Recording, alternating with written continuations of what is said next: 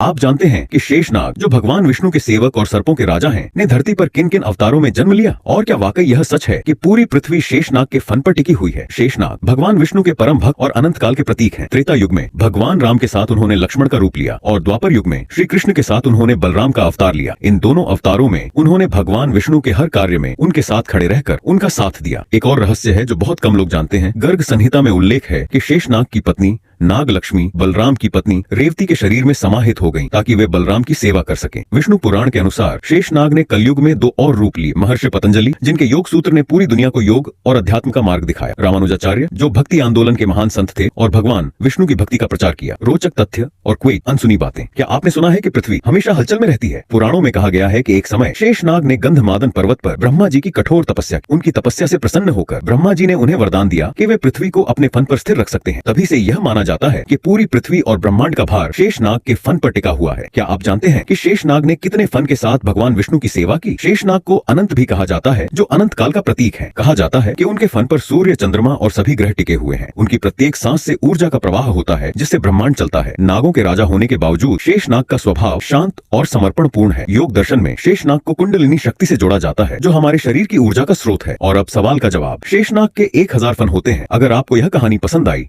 तो भारत टेल्स को सब्सक्राइब करें।